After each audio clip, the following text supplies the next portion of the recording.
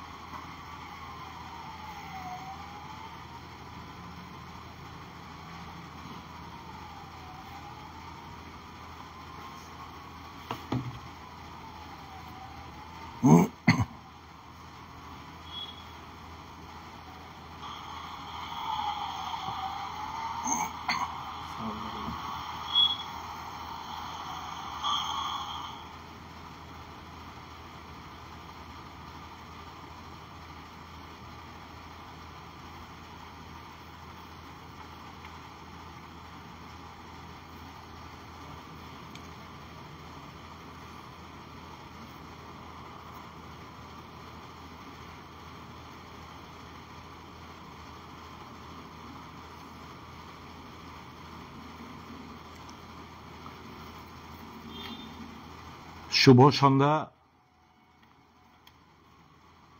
সকলকে, নমস্কার, কলঙ্কা, আদাব। রাত পোহালেই তো স্বাধীনতা দিবস। এই ঐতিহাসিক দিনের প্রাকলগ্নে আমার প্রিয় যুব বন্ধুদের জানাই, যারা আমাকে আজকে ফেসবুক লাইভে ফলো করছো, তোমাদের সকলকে জানাই আগাম আন্তরিক স্বাধীনতা দিবসের অনেক অনেক প্রাণভরা ভালোবাসা, শুভেচ্ছা। অ্যাকচুয়ালি আজকে আমার ফেসবুকে আসার মূলত কারণ হচ্ছে, আমি দীর্ঘদিন ধরে আমার দরজা তো আপনারা জানেন 24x7 খোলা থাকে। অনেক বেকাররা আমার সঙ্গে এসে মিট করেন, তাদের অব্যক্ত যন্ত্রণাকে আমার সামনে এসে ব্যক্ত করেন।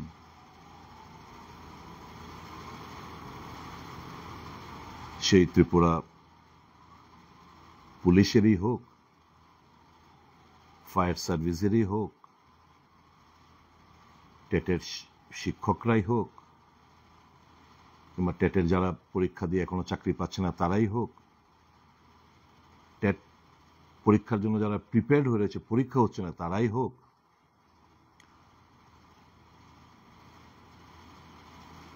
জিআরবিটির বন্ধুরাই হোক, এসটিজিটির বন্ধুরাই হোক, আমার ইঞ্জিনিয়ার বন্ধুরাই হোক, যারা নেট, সেট, পিএইচডি হোল্ডাররা রয়েছেন, তারাও আমার সঙ্গে এসে কথাবার্তা বলেন।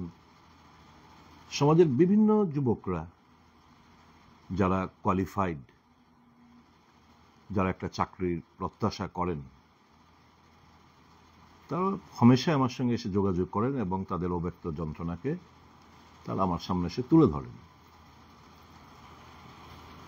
তো আমি ভাবলাম এই স্বাধীনতা দিবসের প্রাকলগ্নে আপনাদের সঙ্গে আমি কিছু কথাবার্তা বলি। এর মধ্যে কোনো রাজনীতি আমি করতে চাই না। কে কি এর থেকে ড্র করবে এটা তাদের ব্যাপার, কিন্তু আমি পরিষ্কারই বলি, রাজনীতির জায়গায়, রাজনৈতিক বক্তব্যের জায়গায় আমি বেকারদের নিয়ে কিংবা তোমাদের সঙ্গে আমি অন্তত এত নিচে এসে আমি পলিটিক্সটা করতে চাই না। আজকে নোটিফিকেশন বের হয়েছে,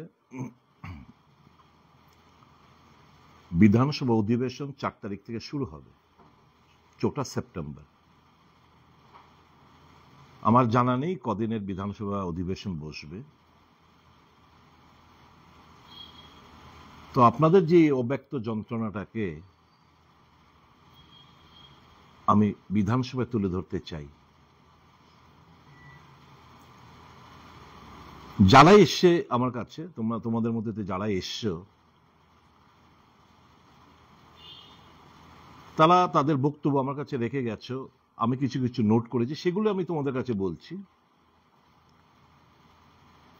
এবং প্রত্যাশা রাখবো তোমাদের কাছ থেকে যে বিধানসভা অধিবেশনের আগে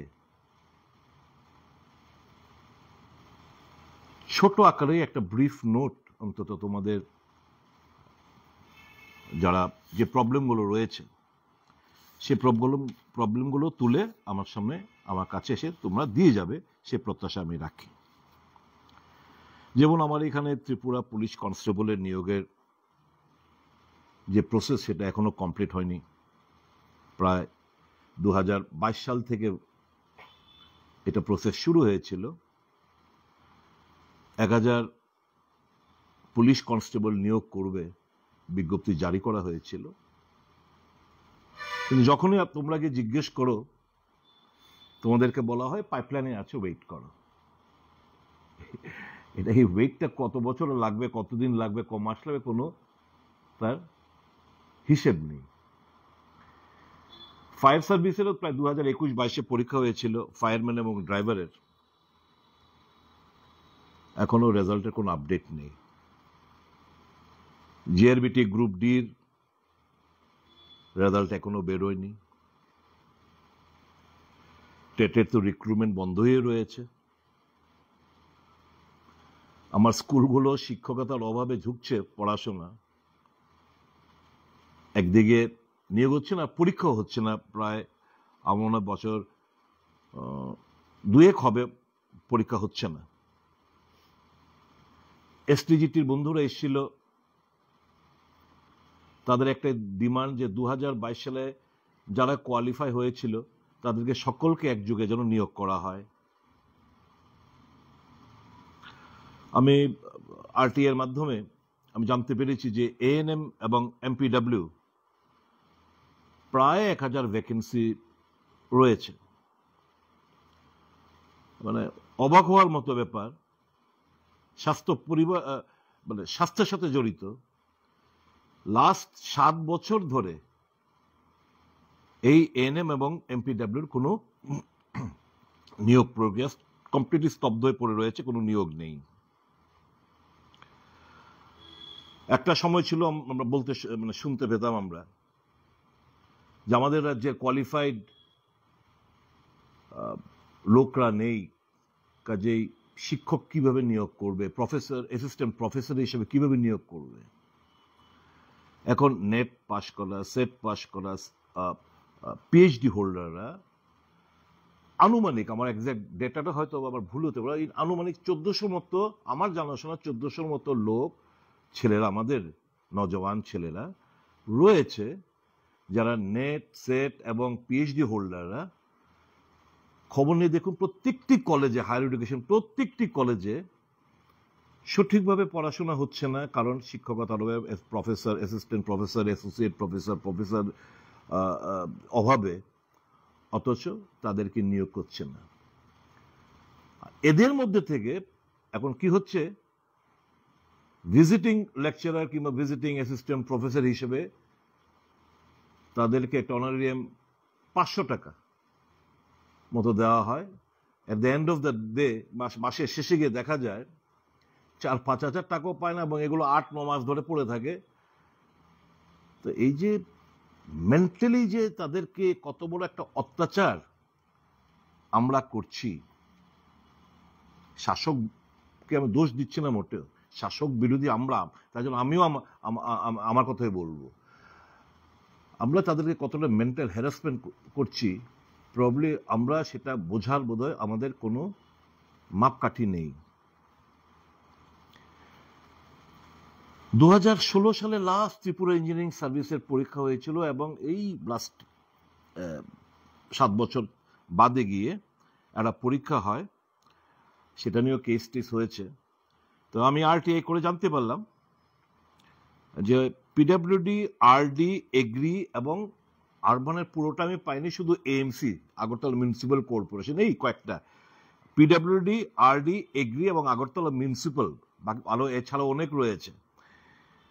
এই কটা জায়গাতে 537 জন ডিগ্রি ইঞ্জিনিয়ারের পোস্ট ভ্যাকেন্ট রয়েছে, 466 জন ডিপ্লোমা ইঞ্জিনিয়ারের পোস্ট ভ্যাকেন্সি রয়ে গেছে, কিন্তু কোথাও কোনো নিয়োগ হচ্ছে না।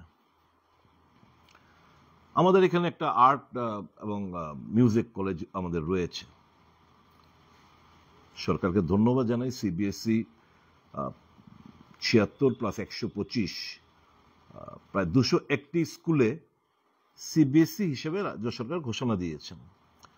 এখন সিবিএসই ঘোষণা দেওয়া মানে হচ্ছে এখানে যোগা টিচার থাকতে হবে, আর্টের টিচার থাকতে হবে, মিউজিক টিচার থাকতে হবে, কিন্তু কোথায় নিয়োগ তো হচ্ছে না।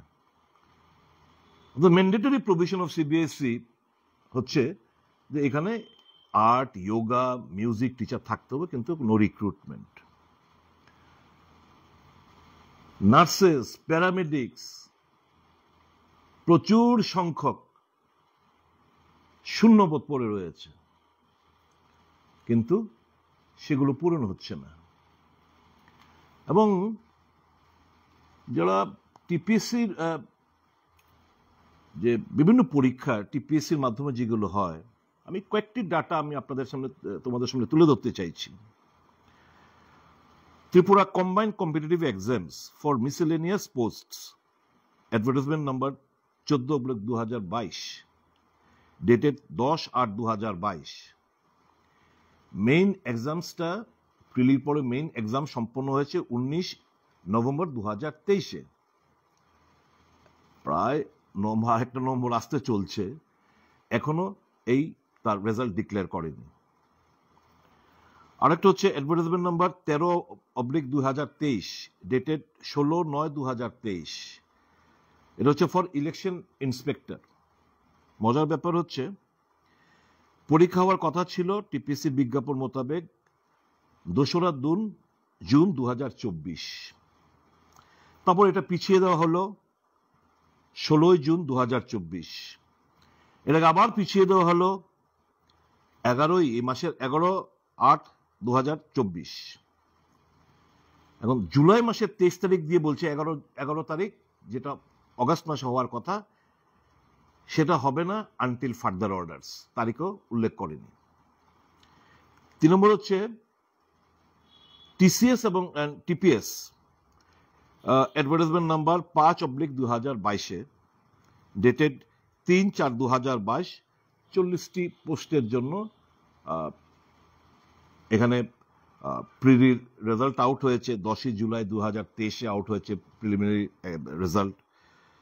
তারপরে মেইন এক্সামস হেল্ড হয়েছে 25 সেপ্টেম্বর 2023, আজকে হচ্ছে 14। গত পরশু থেকে এটার ইন্টারভিউ স্টার্ট হয়েছে। প্রায় আমার জানা মতো প্রায় 8,000-এর মতো পরীক্ষার্থী ছিল এই টিসিএস এবং টিপিএস। এখানে 1:10 রেশিওতে নেওয়া হয়েছে, মানে একটা পোস্টের জন্য 10 জন। যেহেতু 40টা পোস্ট রয়েছে, মোট 400 জনকে সিলেক্ট করা হয়েছে, মানে মেরিট লিস্ট মোতাবেক মেইন এক্সামসে 400 জন সিলেক্টেড হয়েছে। এবার 400 জনের যারা মেইন এক্সামসে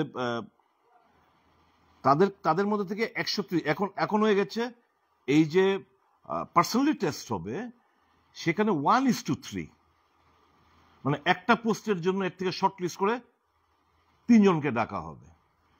তার মানে 133 জন মতো ডাকার কথা। যাই হোক, তারা রাউন্ড ফিগার করে 130 জনকে ডেকেছে, যার পরশু থেকে তার ইন্টারভিউ নেওয়া শুরু হয়েছে। মজার ব্যাপার হচ্ছে কি, এর আগে এই পরীক্ষার আগে, if my memory does not betray me, correct me if I am wrong, excise ইন্সপেক্টরের একটা পরীক্ষা হয়। তো ওখানে কিছু ভালো স্টুডেন্ট সুযোগ পেয়েছে, কারণ টিসিএস টিপিএস এক্সামস গুলো হচ্ছিল না, তো ওখানে সুযোগ পেয়েছে। তারপর এই ছেলেগুলো যারা সিলেক্টেড হলো,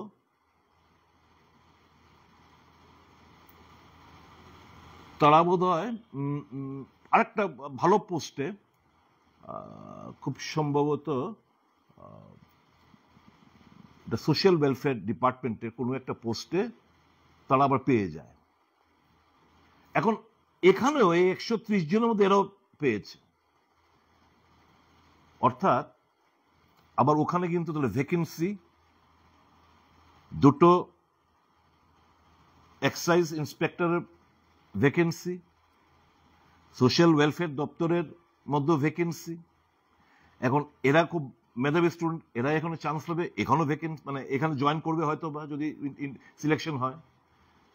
তাহলে আমি কথা বলছি, তাহলে পরীক্ষাটা নেওয়া ছিল টিপিএস এবং টিসিএস, এই যে টিপিএসসির পরীক্ষাটা ফার্স্ট নেওয়া ছিল, উচিত ছিল। ওখানে ক্রিমগুলো চলে যেত, তারপর বাকি পরীক্ষাগুলো হতো, তাহলে আর ভ্যাকেন্সি হতো না। এখন এই যে ভ্যাকেন্সি হয়ে থাকবে, যারা আবার এখান থেকে অফ করে টিসিএস বা টিপিএস এ চলে যাবে, কবে আবার এগুলো ফিল আপ হবে অনলি গড নোজ। প্রবলেম আমাদের সিস্টেমের মধ্যে, nobody is there to put their head, আর একটা সিস্টেমে ফেলে যে বেকারদের সঙ্গে সঠিকভাবে তাদেরকে মূল্যায়ন করি, এই জিনিসটা কিন্তু আমাদের হচ্ছে না, আমাদের কোথাও না কোথাও ত্রুটি রয়ে যাচ্ছে। আজকে ফেসবুক লাইভে আসা নিশ্চয়ই, যদি সরকারি কোনো আমলা কিংবা যারা সরকারে রয়েছেন, মন্ত্রী বিধায়ক, তাদের ওয়েলউইশাররা যদি আমার বক্তব্য শুনে থাকেন, please advice them accordingly. Both ruling and opposition together we have to ensure সকলকে চাকরি দেওয়া সম্ভবপর, এটা আমরা জানি, কিন্তু একটা সিস্টেমেটিক ভাবে যদি আমরা তাদেরকে ধারাবাহিকভাবে প্রতি বছর এই এক্সামসগুলো নিয়ে নিয়ে সঠিকভাবে মেধার যদি আমরা মূল্যায়ন করি, তাহলে ওয়ার্ক কালচারও নষ্ট হবে না। এবং সবচেয়ে বেশি আমার প্লেস অফ কনসার্ন হচ্ছে শিক্ষা, জেনারেশন নেক্সট, আজকের ছাত্র কালকের ইউবা, আমাদের ভবিষ্যৎ। আমি অলমোস্ট প্রায় 2 বছর বাদে I am going to be a senior citizen. তো future of Tripura, my nation, lies in their hands. আমাদেরকে এই প্রোডাক্টগুলো এরকমভাবে আমাদের তৈরি করতে হবে যাতে একটা থেকে একজন তুখার জেম হিসেবে আমরা তাদেরকে আমরা গড়ে তুলতে পারি, বোথ এডুকেশনালি, মোরালি, স্পিরিচুয়ালি, সমস্ত দিক দিয়ে তাদেরকে যেন আমরা গড়ে তুলতে পারি। আমি তোমাদের কাছে আমার একটা এপিল থাকবে, রাজনৈতিক রং আমি দিতে চাই না, আমি আমার কাছে তোমরা জাস্ট জানাবে, আমি এটা উত্থাপন করব, সরকারের গোচরে আনবো বিস্তারিতভাবে, যে আমি যে কটা পয়েন্ট বললাম এছাড়াও তোমাদের কাছে প্রচুর রয়ে গেছে। তোমরা জাস্ট ছোট্ট আকার নোট আকার আমার কাছে দিয়ে যেও, 4 তারিখ থেকে সেশন শুরু হবে, এই 2-4 দিনের মধ্যে দিয়ে যেও, যাতে আমি আমার সুবিধা প্রিপারেশন নিতে। তোমাদের কাছে আমার একটা অনুরোধ থাকবে, তোমাদের বিভিন্ন টেটের একটা সংগঠন রয়েছে, এসটিজিটির সংগঠন রয়েছে, হয়তোবা আমি কিছু ছবি দেখলাম যারা পুলিশে ইন্টারভিউ, হয়তো তাদেরও একটা সংগঠন রয়েছে। আমি চাইবো যে এটা একে অপরের পরিপূরক হও। ওয়াই ডোন্ট, তোমাদের মধ্যে কেউ না কেউ কেন ইনিশিয়েটিভ নেয় না? আমার মনে আছে, আমি when I was a college student, আমি ইঞ্জিনিয়ারিং কলেজ যখন পড়াশোনা করতাম, আমি একদিন একটা বিজ্ঞাপন পত্রিকাতে দিয়ে উমাকান্ত গ্যালারির মধ্যে আমরা বসে আমরা মিটিং করেছি, আরসিসির মধ্যে আমরা মিটিং করেছিলাম, প্রচুর ছেলেমেয়েরা এসেছিল। আমি চাইবো তোমাদের মধ্যে থেকে যারা শুনছো আমার কথাবার্তাগুলো, তোমাদের মধ্য থেকে একটা বিজ্ঞাপন দাও পত্রিকার মধ্যে, দিয়ে একদিন একটা জায়গায়, we are not going to পোক আওয়ার নোজ, তোমরা যারা আনএমপ্লয়েড এডুকেটেড ইউথস রয়েছে, তোমরা বসে তোমাদের সকলের সমস্যাগুলো আলোচনা করো, ফর্মে কমিটি, আনএমপ্লয়েড অ্যাসোসিয়েশন, যদি কেউ এর মধ্যে চাকরি পেয়ে যায়, give your button to the next one, let this unemployed association continue. এই যে বিভিন্ন প্রবলেম, যারা পুলিশে পিএইচকিউতে গিয়ে ধর্ণা দিচ্ছে, শুধু যারা যারা এই দপ্তর কেন এরা শুধু যাবে? Why not all together? Why not টেটের তারা? ওয়াই নট জিআরবিটির তারা? লাইকওয়াইজ তোমরা যখন করবে সবাই মিলে সরকারের উপর, আমাদের উপর একটা চাপ তৈরি করো। উশৃঙ্খলতা নয়। You fight for your right. Ours is an independent country. You should raise your voice. তোমাদের ভয়েসটা in a most disciplined manner তোমরা আওয়াজটা পৌঁছে দাও সকলের কাছে। তোমরা যদি বহুভাবে বিভক্ত হয়ে থাকো, it gives the opportunity to the rulers. United we stand, divided we fall. Be united, my dear brothers and sisters. You all like my kids. I want your future to be secured. I want my youth to shine in their life. আমি চাই তোমাদের স্বপ্ন পূরণ হোক। There is no shortcut. আর ভালো করে যারা স্টুডেন্টরা রয়েছে, আজকে স্টুডেন্ট কালকে ইউবা, আমি একটা কথা বলবো, বিহারের মতো একটা স্টেট,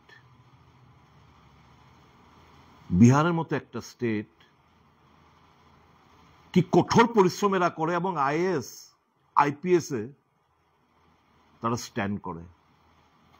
ড্রিম বিগ, স্বপ্নটা বড় দেখো।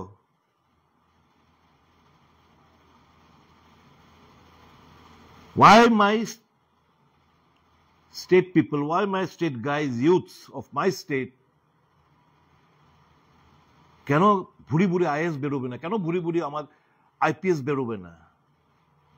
আজকে তোমরা যদি আইপিএস এবং আইএস হও, এখানে যারা আইএস রয়েছে এক দুজন বাদ দিলে বাকিরা সব বহিরাজ্যে। Their concern will not be for the development of our state. অনেক কিছু আমার বলা উচিত না, কিন্তু বলতে হচ্ছে এই জায়গায়। আমার টিসিএস অফিসাররা, আমার ত্রিপুরা সিভিল সার্ভিস অফিসাররা যে এখানে থাকবে, ওর এখানে বর্ন এন্ড ব্রট আপ, যে আন্তরিকতা, যে ফিলিংস, যে ভাবনা নিয়ে সে কাজটুকু করবে, স্বাভাবিকভাবেই আমি তাদেরকে দোষ দিই না। অন্যান্য প্রদেশ থেকে এসে कुछ दिनों हम तो 4-5 साल 2-3 साल काम करके একটা সেন্ট্রাল গভর্নমেন্টের একটা পোস্টিং নিয়ে চলে যাব, এরা সব ক্যারিয়ারিস্ট। কিন্তু ওই ছেলেমেয়েরা যদি আইএস আমার রাজ্যের ছেলেমেয়েরা যদি হয়, ত্রিপুরা কিন্তু অন্য একটা রূপ একটা দেখা দেবে। তা আমি তোমাদের কাছে এটুকু বলবো, please study hard, dream big, ঐক্যবদ্ধ হও, fight for your right, don't bag. এই একটা অনুরোধ। There is no shortcut to success. মাথা উঁচু রেখে বাঁচার চেষ্টা করো। Don't bow down, only bow down before the God, before Allah, before Lord Christ, before Lord Shiva, before Lord Ram, Ram ঠাকুর, অনুকূল ঠাকুর, যা যে যার ভক্ত, ঠাকুরের কাছে মাথা নত করো, আর অন্য কারোর কাছে না। আর একটা বড় ভয়ানক একটা ব্যাপার এসে দাঁড়িয়েছে, হচ্ছে আউটসোর্সিং। তোমরা জানো, কিছুদিন আগে একটা ইস্যু নিয়ে আমি টিপিসিকে ধর্ণা দিয়ে ডেপুটেশন দেই, সরকারের গোচরে আনি। এটা হচ্ছে পিআরটিসির ব্যাপার নিয়ে। এই যে 130 জন, আমি যে কিছুক্ষণ আগে টিপিএস এবং টিসিএস এবং টিপিএস এর কথা বললাম, এই যে 130 জনের মতো, তোমরা জানো একটা ভালো পার্সেন্টেজ ঝাড়খণ্ড, মার্ক মাই ওয়ার্ডস, তোমরা যারা ইন্টারভিউ দিচ্ছ তোমরা আমার থেকে বেটার জানো, from Jharkhand, from West Bengal, from Bihar, from Assam, এরা এখানে এসে পার্টিসিপেট করছে। দে আর এভেলিং বেটার টিউশন ফেসিলিটিস। আমার কোন ছেলে গিয়ে আসামে, বিহারে, পশ্চিমবাংলায় সিভিল সার্ভিসে কাজ করছে, আমাকে দুটো নাম আমাকে বললে আমাকে কালেক্ট করাবেন। But we have open the door for them. এখন বলবে এরা যে ওই এই নোটিফিকেশনের যে পিআরটিসি নোটিফিকেশন আগেই তো এটা নোটিফিকেশন ছিল, আরে you still have the scope, প্রবেশ রাখো যে বাংলা ককবরক ভাষায় লিখতে হবে, বলতে হবে, রেশন কার্ড থাকতে হবে, তাহলে কাট ডাউন করে দাও। এই কথাগুলো বলছি যাদের উদ্দেশ্যে নিশ্চয়ই আমি বিশ্বাস আগামী দিন এই মর্মে ওনারা কাজ করবেন। যে কথাটা বলছি যে আউটসোর্সিং একটা ভয়ানক, আপনারা প্রত্যেক বছর বাজেটের একটা গ্লান্স যদি দেখেন, প্রত্যেক বছর বাজেটের যে গ্লান্সের মধ্যে পেছন দিকে লেখা থাকে যে এই অর্থ বছরে কতজন রিটায়ার্ড হবে। বর্তমান সরকার 6 বছর অধিক চলছে। আমি দায়িত্ব নিয়ে বলতে পারি মোর দেন 30,000 employees have retired from various posts. তো ওয়্যার ইজ দ্য অ্যাবজর্পশন? নিয়োগ কোথায়?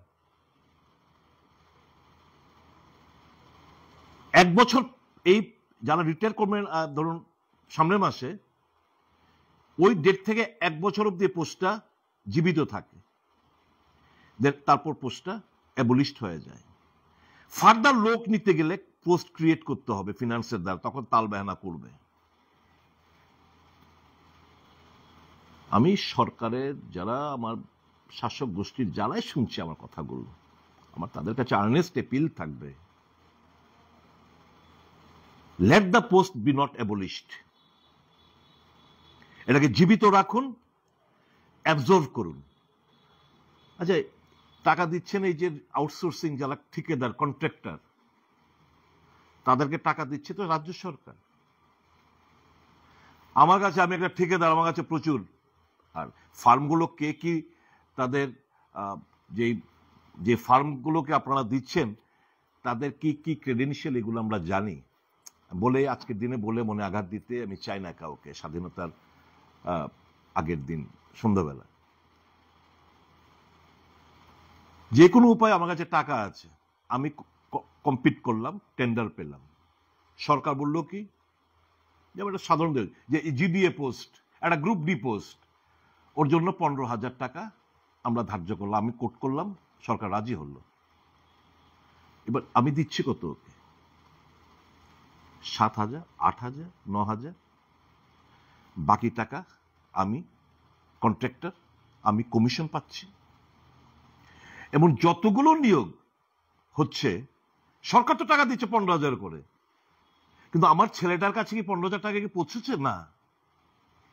কে নিয়ে নিচ্ছে তার অর্ধেক টাকা? ওই কন্ট্রাক্টর, ওই ঠিকাদার, ওই যিনি পেয়েছেন বরাতটা। Why this will happen? আমি সরকারের কাছে, শাসকের কাছে with folded hands on behalf of the youth of my state appeal, এর থেকে সরে আসুন, এই প্রক্রিয়া বাতিল করুন। সরাসরি এই 15, 16, 17,000 যেটাই আপনারা ঠিকাদারকে দিচ্ছেন, সরাসরি আমাদের রাজ্যের যারা ছেলেমেয়েরা যারা চাকরি পাচ্ছে, চাকরি করছে, এদের আন্ডারে আপনারা সরাসরি টাকাটা এদের কাছে দিন। This should stop. My appeal to you. আমি যে কথাটা বললাম এর আগে, যে আপনারা সবাই মিলে আপনারা বসুন, রাজ্যে একটা বেকার অ্যাসোসিয়েশন, আনএমপ্লয়েড অ্যাসোসিয়েশন একটা তৈরি করুন সমস্ত স্পিয়ারের লোক দিয়ে, তারপর একে অপরের জন্য ঝাঁপান, আওয়াজটা আরো বেশি মাত্রায় তুলুন, যাতে আমরা যারা চেয়ারে আছি আমাদের জন্য সিরিয়াসলি আপনাদেরকে নিয়ে ভাবতে হয়। খুব কষ্টের মধ্যে আছেন আমি জানি। আমার কাছে অনেক ছেলেরা এসে, আমি কিছুদিন আগে, এই 2-3 দিন আগে একজন গার্ডিয়ান এসছে, তার ছেলে 39 বছর প্লাস, সে ডেন্টিস্ট, বিডিএস পাস করা। বাবা নাকি বলছে ছেলে, বাবা পেনশন হোল্ডার, পেনশন বেশি পায় না, 17-18 হাজার টাকা পায়। বাবা বলছে, বাবা তুই এটা বিয়ে করে নে। ছেলে বলছে, আমি বিয়ে করবো করতে, আমি তো চাকরি নেই, চাকরি না হতে বিয়ে করবো না। এরকম শুধু ওর বেলার আমি একটা এক্সাম্পল দিয়ে বলছি, এরকম সকলের অবস্থা একই। আর মানসিক চাপ পরিবারের কাছে, মা বাবার কাছে, মা বাবা কিরে বাড়ি ফেরার পর কিছু আসেনি রে বাবা খবর, চাকরি বাকরি কবে হইব, কেউ আছে এরকম বলে, কেউ আছে এক ভাই রোজগার করে, হয়তো বা বিয়ে শাদী করেছে, বৌদি হয়তো বা খোটা দেয়, হ্যাঁ বসে বসে ভাত খাস লজ্জা করে না, এরকম অনেকে শুনতো এই কথাবার্তাগুলো। আমরা বুঝি এই বেদনা থেকেই, এই বিবেকের তাড়না আপনাদের সঙ্গে আজকে আমি লাইভে এসেছি। Fight for your right. আবার বলছি, নাম্বার 1, দারুণভাবে আরো বেশি মাত্রা পড়াশোনা করো। If Bihar can, if the people students of Bihar can, why not my students of my state? Where lies the problem? You tell me. But study hard. No shortcut. Competitive world আরো কঠিন হচ্ছে, আরো কঠিন হচ্ছে। আমার রাজ্যের মেধা যেন মান না খায়। এই যে net set PhD holder, I feel so bad. কি দারুণ মেধাবী ছেলে মেয়েরা, but who cares for them, who talks for them? যে আমি সরকার শাসকের কাছে আমার বিনম্র এপিল থাকবে যে প্লিজ এদের কথা একটু ভাবুন, আর ঘুরাবেন না, আর এদের ফিউচারটাকে নষ্ট করবেন না। টাকা আছে আমি জানি, এই পোস্টের এগেনস্টেই তো নতুন ভাবে তো পোস্ট ক্রিয়েট করতে হচ্ছে না, এই পোস্টের এগেনস্টেই তো আপনারা নিয়োগ করবেন। কাজেই এর মধ্যে আর তাল বানানো যেন না হয়, খুব দ্রুততার সঙ্গে এই নিয়োগগুলো, এবং ধারাবাহিকভাবে এই বছর করলেন পরের বছর আরো 4 বছর বাদে নিয়োগ করলে তা না, ধারাবাহিকভাবে প্রতি বছর যেন নিয়োগ সম্পন্ন হয়, বিনম্র অনুরোধ রাখছি। আর মাই ইউথ, ইউবা জাগো, ফাইট ফর ইউর রাইট। রাজনীতি না, আমাকে কে কি নিয়ে ভাবছে, কে কি ধারণা করছে আমি জানি না, but I am speaking from my heart. Believe me, I am speaking from my heart. খুব কষ্ট হয়। যারা আসে, they are like my son and daughters. I feel for them. তাদের ওই যে যন্ত্রণা, অব্যক্ত ব্যথা, যন্ত্রণা, তা নিয়েই আজকে আমার talk show. God bless all of you. Don't lose hope. Fight for your right. Study hard. Prepare yourself hard. A wonderful future lies ahead of you. আপনাদের ফিউচার সুরক্ষিত করা, আমার দেশকে সুরক্ষিত করা, क्योंकि आप लोग भारत के भावी सैनिक, आप लोग भारत के भावी सैनिक। हिंदुस्तान हमारा है, आजादी के पहरेदारों, ये स्थान हमारा है।